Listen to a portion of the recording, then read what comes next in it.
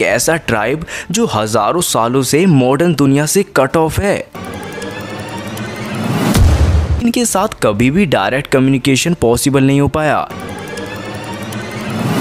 जो भी लोग इनके पास गए वो या तो वापस नहीं आए या फिर मुश्किल से जान बचा के निकले।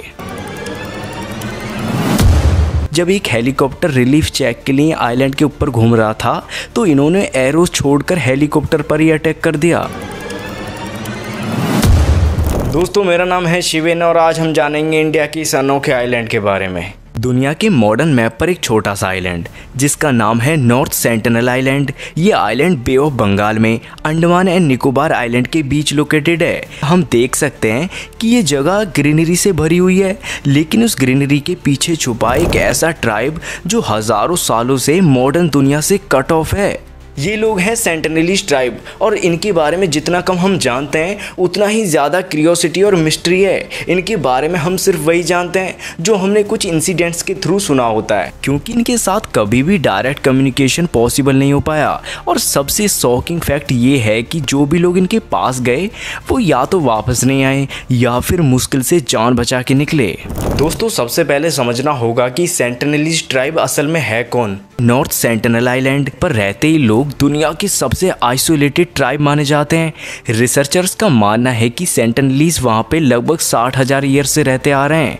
मतलब जब हम लोग स्टोन एज में घूम रहे थे तब ये वहीं के वहीं थे और आज भी वहीं हैं। इनकी पॉपुलेशन का एग्जैक्ट नंबर कोई नहीं जानता, क्योंकि सेंसस लेना तो दूर, उनके पास जाना भी नामुमकिन है। अब बात करते हैं इनकी लाइफ स्टाइल की। सेंटिनलीज एक हंटर गैदरर कम्युनिटी है। मतलब ये लोग खेती नहीं करते, ना इनके पास पालतू जानवर होते हैं। ये लोग जंगल में शिकार करते हैं, मछली पकड़ते हैं और फ्रूट हनी कलेक्ट करके अपना जीवन व्यतीत करते हैं। यार, अब लैंग्वेज की बात करें तो सेंटिनलीज की लैंग्वेज एक कंप्लीट मिस्ट्री है।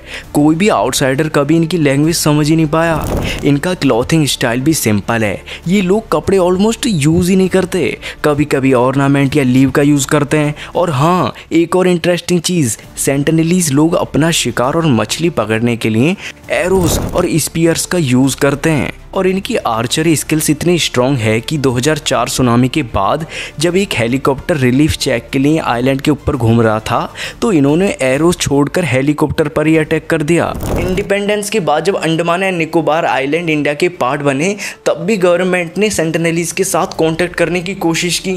1967 के बाद से इंडियन एंथ्रोपोलॉजिस्ट और ऑफिशियल्स ने कॉन्टेक्ट मिशंस चलाए। उनका तरीका था कि वो बीच पर गिफ्ट्स छोड़ देते, जैसे कोकोनट, फ्रूट्स, कपड़े और कभी कभी प्लास्टिक बकेट्स। कभी कभी सेंटिनलीज गिफ्ट्स ले लेते, कभी उन्हें डिस्ट्रॉय कर देते।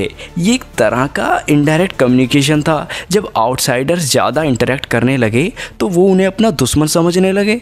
1990s के आसपास गवर्नमेंट ने समझ लिया कि उनके कॉन्टैक्ट मिशन सेंटिनलीज के लिए ज़्यादा हार्मफुल हो रहे हैं, इसलिए 1996 के बाद ऑफिशियली कॉन्टैक्ट मिशंस बंद कर दिए गए। नवंबर 2018 में एक अमेरिकन मिशनरी जॉन एलन चाउ इलीगली नॉर्थ सेंटिनल आइलैंड पे गया। उसका कहना था कि वो सेंटिनलीज को क्रिश्चियनिटी का मैसेज देना चाहता है, लेकिन जैसे ही वो उनके पास पहुंचा सेंटिनलीज ने एरोस से उसका खात्मा कर दिया। उसकी बॉडी आज तक वापस नहीं लाई जा सकी। इस इंसिडेंट ने पूरी दुनिया में एक डिबेट छेड़ दी। क्या किसी को राइट है कि वो एक ऐसी ट्राइब के लाइफस्टाइल में इंटरफेयर करे जो अपनी मर्जी से अलग रहना चाहती है? ये इंसिडेंट्स हमें एक चीज क्लियर करते हैं, सेंटिनलीज अपनी आइसोलेशन को किसी भी कीमत पर तोड़ना नहीं चाहते। आउटसाइडर्स उनके लिए दुश्मन हैं और शायद हमेशा रहेंगे। 1956 में एक स्पेशल कानून बनाया गया जिसका नाम है Andaman and Nicobar island protection of aboriginal tribes regulation. इस लॉ के तहत किसी भी आउटसाइडर को नॉर्थ सेंटिनल आइलैंड के 5 नॉटिकल माइल्स रेडियस तक जाना मना है।